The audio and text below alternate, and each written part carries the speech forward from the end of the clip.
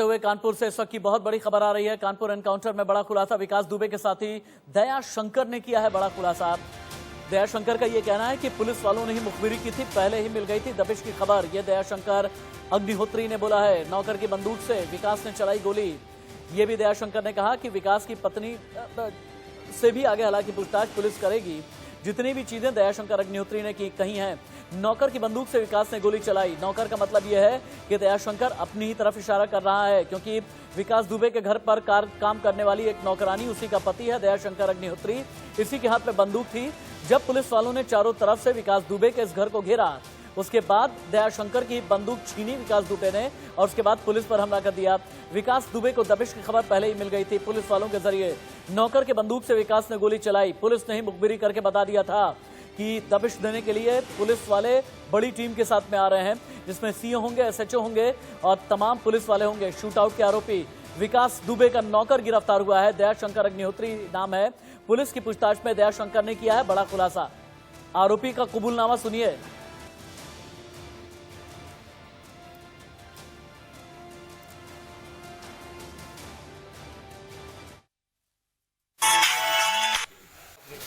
अब एक बंदूक है, बस वही मार वाली, बाकी सब फर्जी है सलाह। नहीं तो इसने पुलिस वालों को कैसे मार दिया? अरे निरे आदमी रहा, निरे सलाह आ रहा है, गोली घंटन कितने लोग थे? 25-30 आदमी। क्या जानकारी कैसे कैसे लोग पता चल गया इसके बारे में? उसने बुलाया फोन करके। किसने फोन करके बुलाया? विकास बुलाया। और कौन से प्रमुख लोग थे? और प्रमुख कबूरी हम तो घर के अंदर लाग थे, हमको तो हमने तो देखा नहीं, बाहर नहीं देखा। ये बताइए है कितने थे?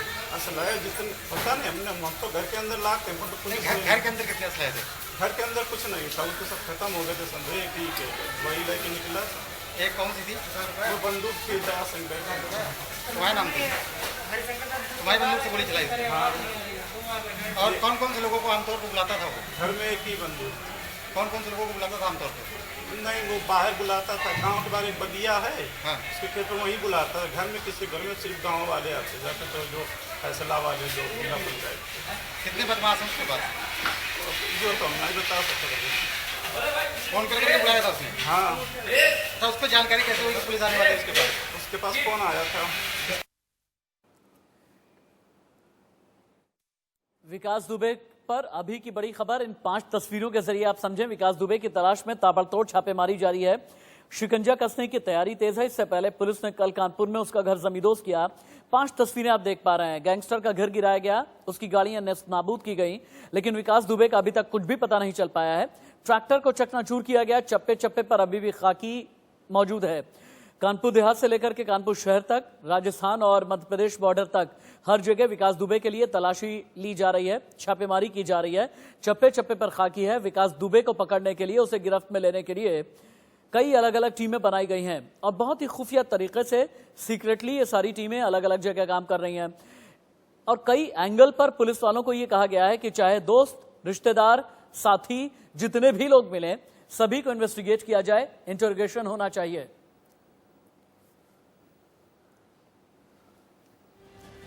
इस बीच कानपुर की घटना पर बहुत बड़ा खुलासा सामने आया है। एनकाउंटर से पहले काटी गई थी बिजली घर में किसी ने फोन किया था। बिजली घर के अधिकारी ने यह बड़ा खुलासा किया। फॉल्ट की बात कहकर बिजली कटवाई गई थी। क्या फोन करने वाला कोई पुलिस वाला था या विकास दुबे था, या कहीं ऐसा तो नहीं कि विकास दुबे का कोई और साथी था? बिजली घर में किसी ने फोन करके बिजली कटवाई थी। जो है 2:15 पर मुझे चौबेपुर पावर हाउस से फोन आया कि बिकरू में कोई हादसा हो गया है, तार टूट गया है कहीं, उसकी वजह से हादसा हो गया है, आप जो है लाइट वहाँ की बंद कर दीजिए। तो उसका नंबर दिया था उन्होंने 88 87 56 92 97 कि इस नंबर से फोन आया है कि वहाँ तार। यूपी को हिलाकर रख देने वाला गैंगस्टर विकास दुबे अब तक फरार है। 8 पुलिसकर्मियों को मारने वाले विकास दुबे की तलाश में शहर शहर छापेमारियां चल रही हैं।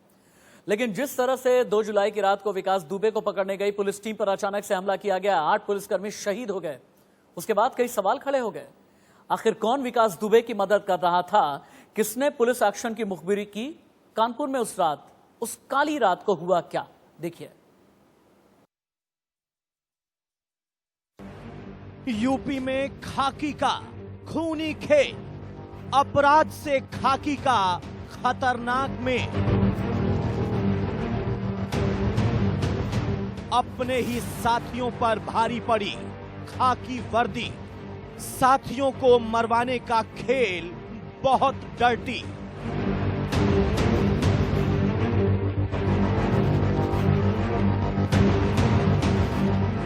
यूपी में कानून क्यों हारा, विकास को किसका सहारा।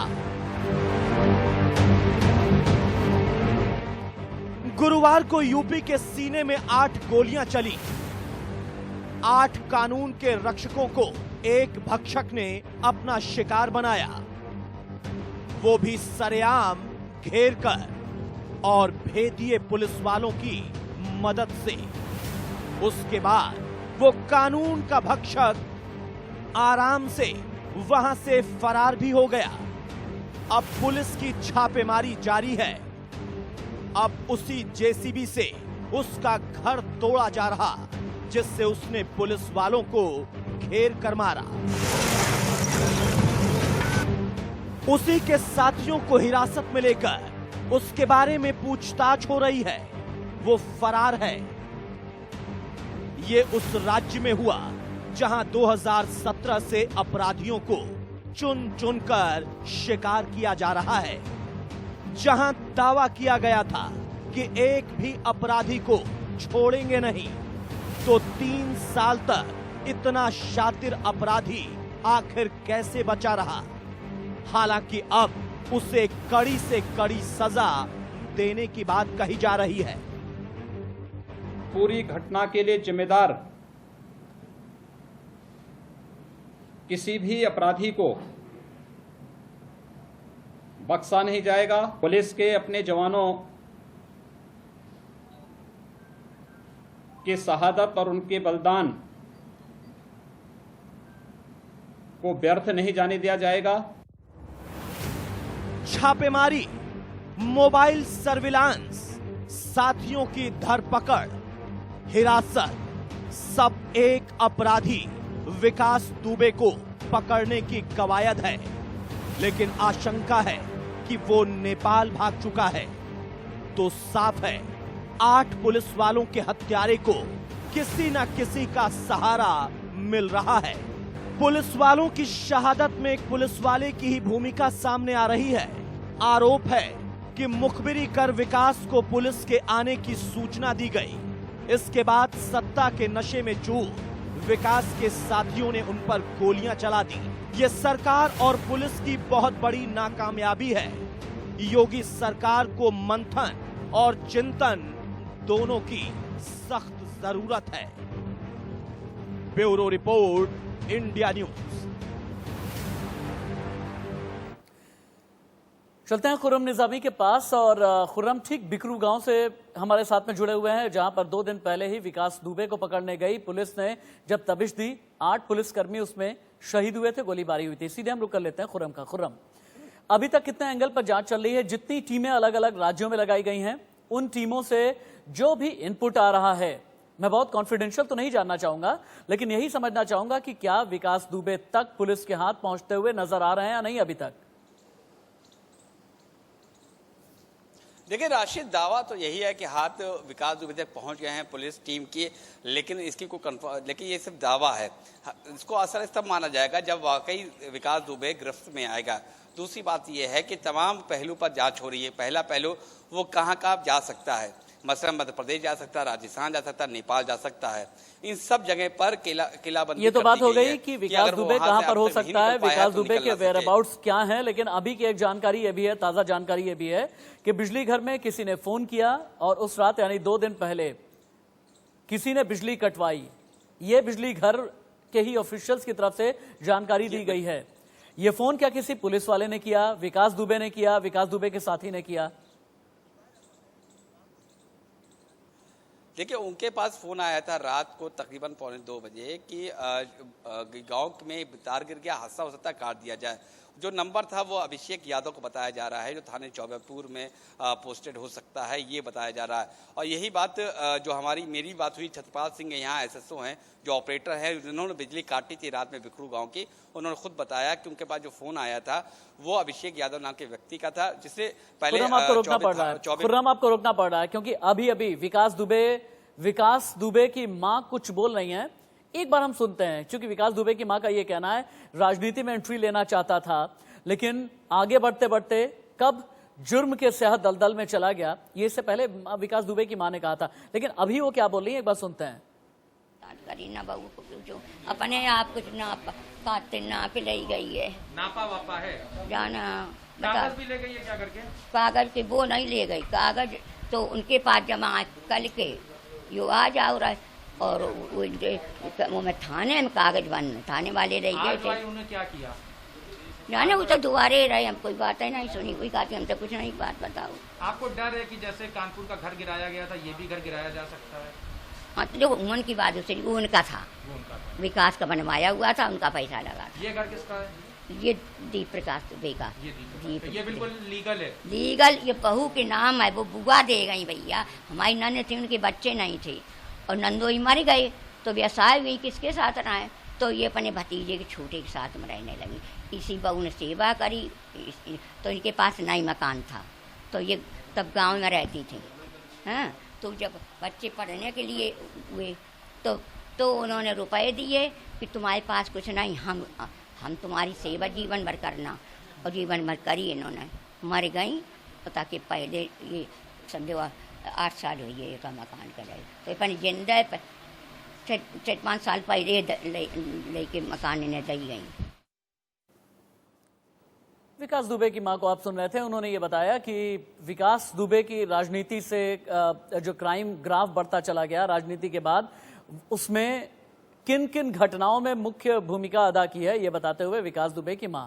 एक बार फिर से हम खुर्रम निजामी का रुख कर लेते हैं। खुर्रम, क्या उस पुलिस वाले विनय तिवारी के बारे में कुछ भी अभी तक पता चला है जिसने मुखबिरी की थी? देखिए, विनय तिवारी से पूछताछ चल रही है, इसको सस्पेंड कर दिया गया है, और ये बात इस बात का पूरा शक है, ऑलमोस्ट कंफर्म है पुलिस को, जो एसटीएफ है, कि वो मुखबिरी की, उसने मुखबिरी की, उसने बताया विनय तिवारी ने।